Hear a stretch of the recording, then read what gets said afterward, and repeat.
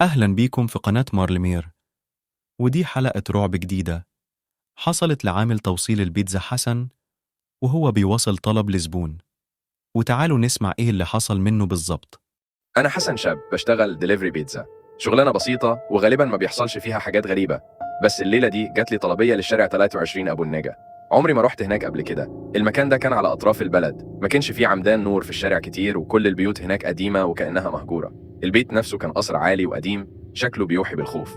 الشبابيك ضلمة والجنينة ميتة ومهملة، الأعشاب فيها طالعة بشكل مخيف في ضوء القمر. أخدت نفس عميق وجمعت شجاعتي، وقلت لنفسي إن دي طلبية زي أي طلبية. شالت علبة البيتزا وطلعت على السلالم المكسرة لحد باب البيت المطلوب. خبطت، مفيش حد بيفتح. خبطت التاني بصوت أعلى المرة دي. الباب فتح لوحده ببطء. لقيت طرقة مظلمة قدامي. ناديت دليفري البيتزا، بس مفيش غير صدى صوتي. جوه البيت كان مرعب أكتر من بره. الهواء مليان تراب والريحة ريحة وحشة قوي، وكنت خلاص قررت إني أمشي لأن مفيش حد في البيت.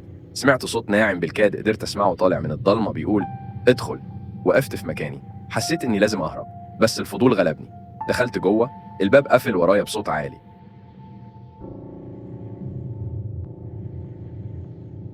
الممر كان طويل وضلمة، والنور الوحيد كان من نجفة بتترعش فوقي. أخدت نفس عميق ومشيت جوه أكتر، ماسك علبة البيتزا كأنها طوق نجاة. وأنا ماشي جوه لاحظت صور قديمة باهتة على الحيطان. عيون الناس في الصور كانت بتتحرك معايا، وتعبيرات وشوشهم بتبقى أكتر شراسة مع كل خطوة بخطيها. عديت الطرقة، لقيت نفسي في غرفة سفرة كبيرة مظلمة. في نص الغرفة كان في ترابيزة طويلة، وشخص قاعد في أول الترابيزة. طلعت ست عجوزة، شعرها كان أبيض وطويل وبشرتها شاحبة ومجعدة.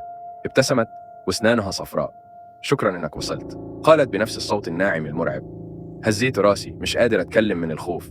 شاورت لي أحط البيتزا على الترابيزة، وأنا بعمل كده لاحظت حاجة غريبة في عينيها. عينيها كانت سودة تماما، ما فيهاش لا بياض ولا حدقة. رجعت لورا من الخوف، قلبي بيدق بسرعة. اقعد اتعشى معايا، همست. صوتها بقى صداه غريب في الأوضة. هزيت راسي متراجع. لا، للأسف لازم أمشي دلوقتي، قلت بتردد. فجأة قامت الست شعر أبيض وقفت، ومعها الأوضة بقت أغمق. الظلال امتدت والتفت حواليها، وابتسامتها وسعت بشكل غير طبيعي. أنت خلاص تم اختيارك، همست بصوت مرعب. جريت بسرعة، صوت خطواتي كان بيرن في الممرات. البيت كان بيتغير حواليا كأني في متاهة، الأبواب بتظهر وتختفي. أخيرا لقيت باب الخروج وخرجت بسرعة، ما وقفتش ولا بصيت ورايا لحد ما وصلت للعربية وشغلت الموتور بأقصى سرعة. عمري ما خدت طلبية تاني للشارع ده، بس ساعات في نص الليل بحس إني لسه بسمع صوت الست المرعبة دي بينادي على اسمي.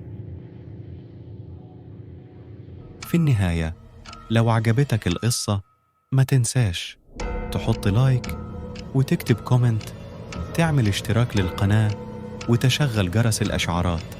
ويلا سلام من غير باي.